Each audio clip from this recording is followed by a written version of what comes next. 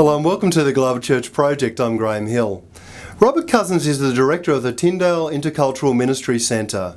This centre has been involved in diaspora leadership development for a number of years and has had amazing impact. This centre also seeks to engage and encourage multicultural leaders into global missions. As they develop multicultural leaders and diaspora leaders, they seek to release them into the world. Robert was born and raised in Northern Ireland. He and his wife Sheila served as missionaries in East Africa for 12 years, where their two children, Andrew and Rebekah, were born and raised. Robert Cousins, welcome to Being Missional. You're the director of the Tyndale Intercultural Mission Centre, and it develops intercultural leaders for mission and for other types of ministry. Can you tell us something about the work of that centre? Yeah, thank you.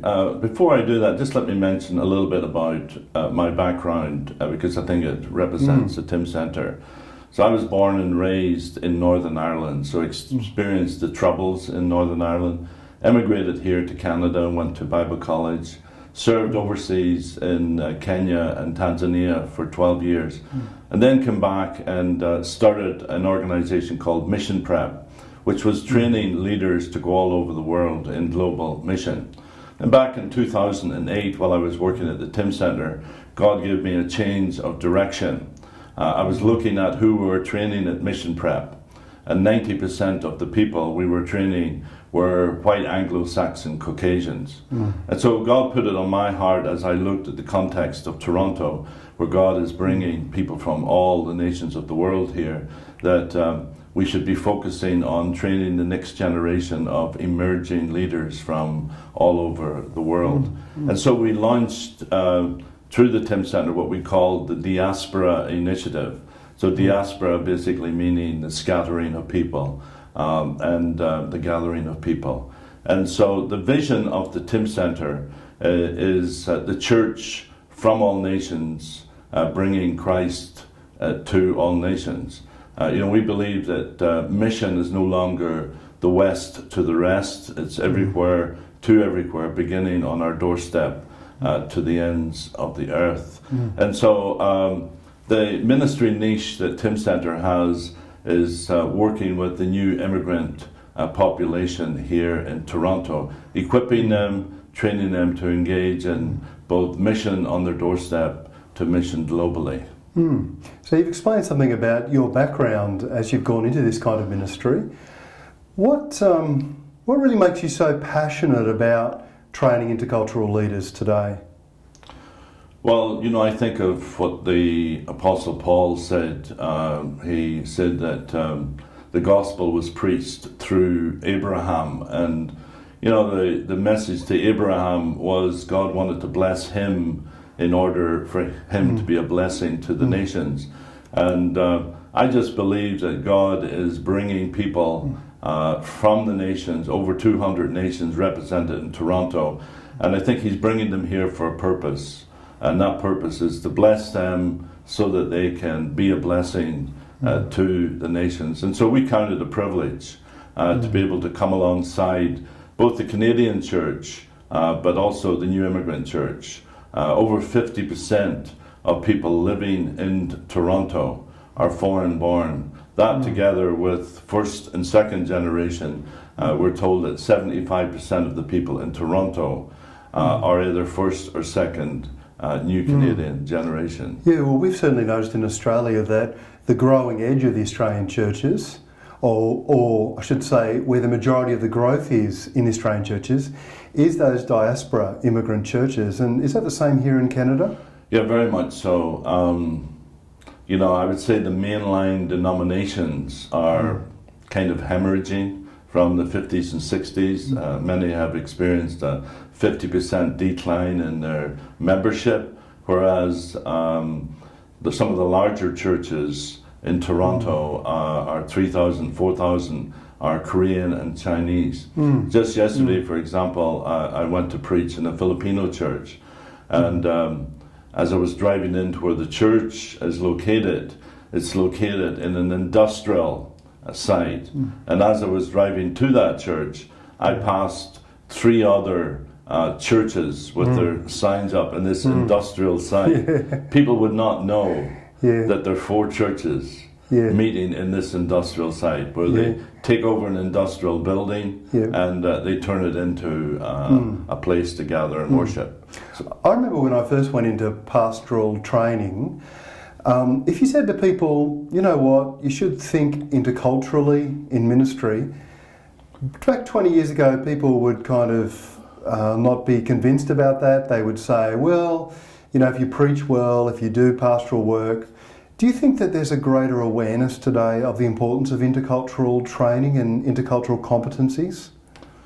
you know, truthfully, we're committed to it, but truth be told, it's pretty challenging to get churches to take the time, spend a little bit of money, make the effort to do training. So I think more now that people are seeing in the secular field, whether it's in medical, whether it's in different business, that they are putting the emphasis on becoming interculturally competent. And so I think perhaps there's the beginning of a growing awareness, but it's still far from where I think where it should be.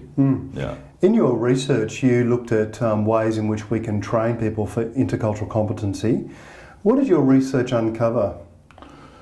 Well, we did a 3-hour session over 16 weeks of intercultural training of about 18 leaders. 80% of them were new Canadians. We did a pre and a post assessment using a secular assessment instrument, and we saw, you know, a tremendous growth of intercultural competency with the training. So we're convinced that intentionality in training can result in an increase in intercultural competency. In fact, I was a little bit surprised because between the pre and the post, there was such an increase in some of them. I wondered, just did they somehow wing the questions a second time?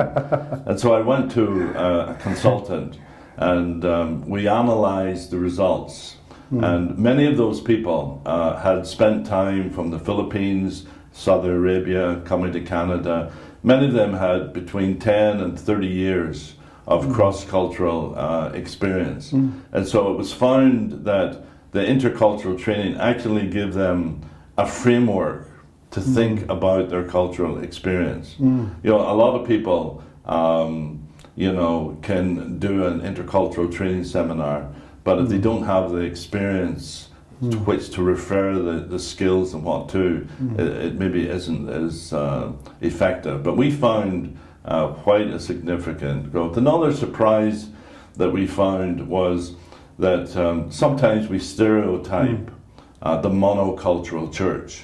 And we found some of our people, maybe 40% of our people, were in monocultural churches, yet they scored high on the competency assessment after the training. And one of the things we discovered is that, you know, because people go to a monocultural church, and we shouldn't stereotype them as monocultural. That these people have intercultural competency, but by choice they choose to go to a church of their own culture and language background. So that was a very important insight that we gained. The other thing we gained in the seminar was here in Toronto, I don't know about Australia, sometimes we think it's inaccurate to describe any church monocultural, because, you know, when people come to Canada, the culture isn't static.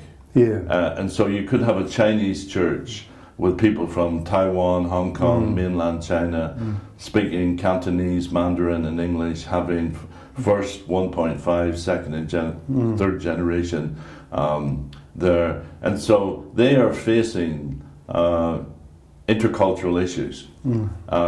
Again, it's difficult to get them to see, you know, the issues that they're facing are maybe actually intercultural, and to spend some time taking some intercultural training. But we're convinced that more and more they will begin to see the need and the benefit of intercultural training. Well, what are the key features of intercultural communication? Well, there's a lot written about that. One of the philosophies that I liked is called the developmental model of intercultural training. And you need to know where a person is in their intercultural journey. This model has 5 stages. The first one is denial, where people don't see other cultures. They live in isolation from other cultures. The second stage is polarization, which also means that people begin to see other cultures but in an adversarial role. The third stage is minimization, where you get a church that has 30 flags. They say, we've got 30 nations in our church. We have 3 pot blessed dinners.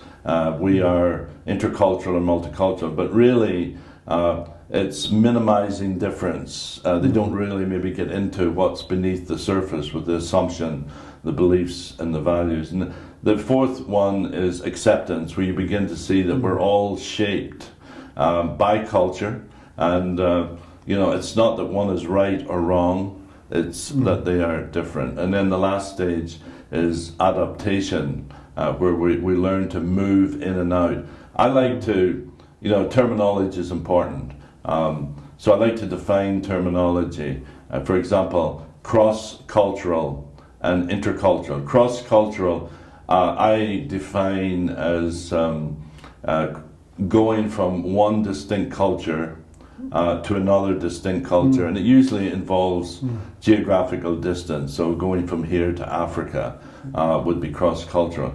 We usually say and describe that, when in Rome, do as the Romans do. So the onus is on the person going to another culture to adapt to that culture. However, intercultural is in Toronto, you're moving in and out of different cultural contexts in your office, in your church, and on your street. And so we like to say Rome is basically everywhere. Yeah. And so the onus there isn't just for one culture to adapt to another, but it's for every culture to become more sensitive of their cultural influences and learn how to adapt in and out of cultures as they engage on a daily basis. So I like to get people to think of, I call it like a GPS, a global positioning system, where you find out where you are in your journey. Yeah. So if someone is in denial or polarization, to start giving them a lot of information about cross-cultural communication, there needs to be a lot of work done on attitudinal to get them out of their comfort zone, past that fear barrier to engage with others. And that's probably one of the biggest aspects. The other thing, there's many other models in regards to intercultural communication, but it usually revolves around attitudes, being open, being curious, being empathic. And I think for us as Christians, showing the love of Christ. That's why when we did our intercultural training, we framed it within the context of the missional church. Because if we are on mission with God to bless the nations, then that will require us to cross cultural boundaries. And that should be a motivating factor. As Paul said, that it's the love of Christ that constrains us to go out. So attitudes is important, knowledge is important, and there's so many ways of gaining knowledge about other cultures. And then the whole area of skills, helping people to just develop soft skills in order to be able to bridge those cultural differences. Yeah. Now, I think you've touched on this, but how do Christian leaders genuinely analyse the impact of their cultural background on their leadership and communication? So sometimes we can be unaware of the extent to which our cultural background has shaped our approaches to these things. So how do we analyse the impact of our culture on these dimensions of our pastoral ministry? Yeah, that's a very good question. I think if a person is in denial or polarization as a leader, they really need to get into an intercultural, multicultural context, because you only start to learn about how culture has impacted you when you start engaging with other people. Yeah. So I traveled to Korea last month and traveled with one of my associates. I learned more on that trip about hierarchy, honor, prestige, just the relationship dynamics, because I was out of my cultural comfort zone into another one. I was telling the church yesterday when I was preaching about one pastor in Toronto. He said to me, "Robert, do you know the event in the church that I disliked the most?" And I said, "No, tell me." He said, "It's the pot bless dinners." Yeah. I said, "Why?" He says, "Now I never know what kind of food I'm going to be eating." And I said, "Look, you got to get out of your comfort zone." I remember when we were missionaries in Africa, one of the senior missionaries told us about food. He says, "You got to remember this saying, where he leads me, I will follow. What he feeds me, I will swallow." And so, to be able to get out of your comfort zone, become more aware of how you are shaped by your own culture. There's a little exercise that we do. It's called describe, interpret, evaluate. And basically, it's an exercise where we tell people, when you go into an intercultural situation, slow down and describe what you see. Like the Apostle Paul, when he went to Athens, he said, I see there are many idols. He was looking around, he was describing. And then separate your description with your interpretation. Paul, when he looked at those idols, he said, "I see that you're a very spiritual people." And so sometimes when we're in an intercultural situation, we automatically interpret what we see, and it's usually through our default cultural background and assumptions that we do that. And so if we slow down the process of interpretation and separate the description from the interpretation, and then make a hypothesis of what you're seeing, but then have a cultural insider, someone from that culture who can help you interpret what you're seeing. And so skills like this, although simple, I think can help people become more aware that we're reading a context through our cultural lens, and we need to become more aware of that. So raising that awareness level for leaders is very important. Yeah, I guess when cultures come into contact, there can be conflict, not only in the broader sense, but between individuals, their particular cultural differences. What kind of skills do we need as leaders to navigate the kind of cultural conflicts that can emerge?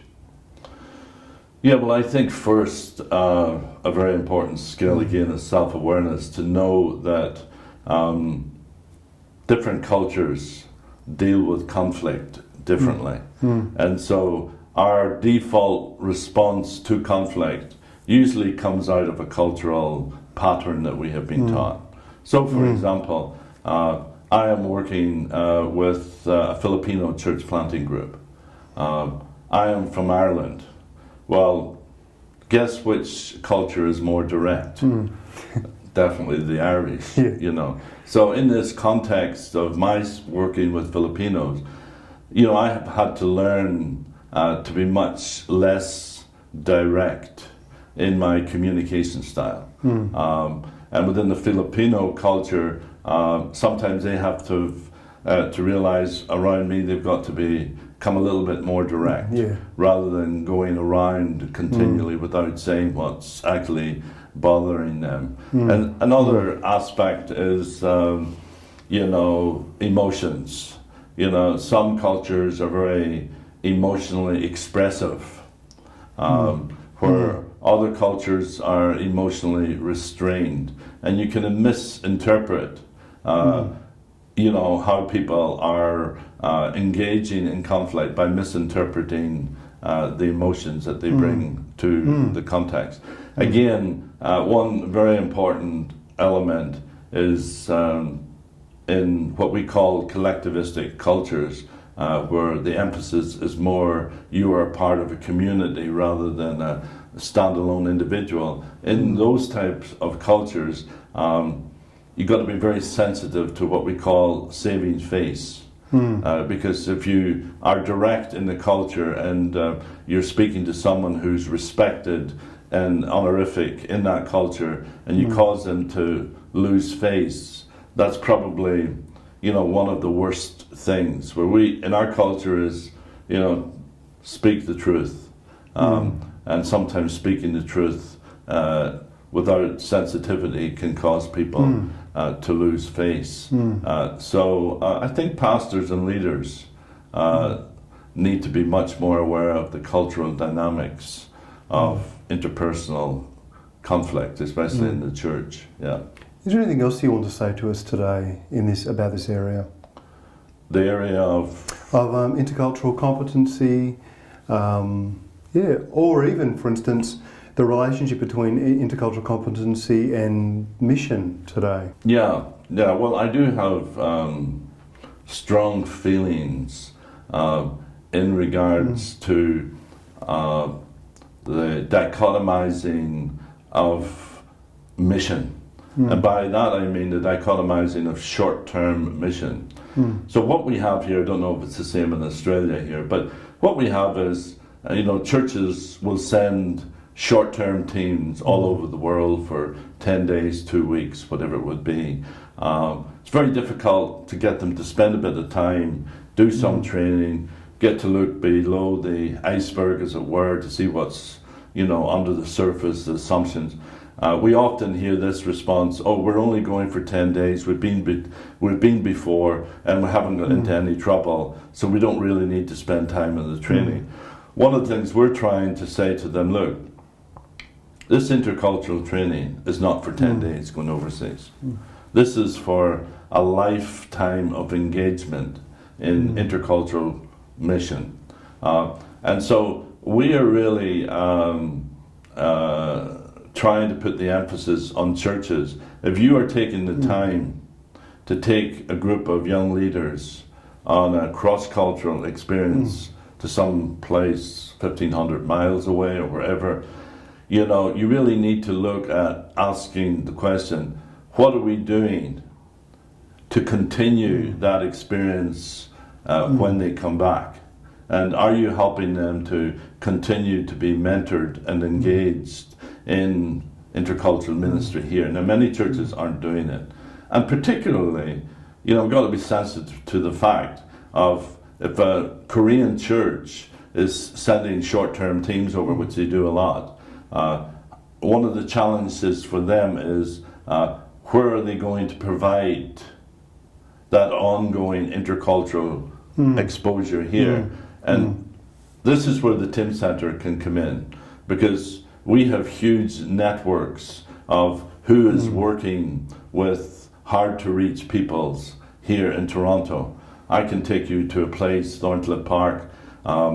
Within a 1 kilometre, there's 30,000 people. 25,000 are Muslims from Afghanistan and Pakistan. So we know the people who are working in there.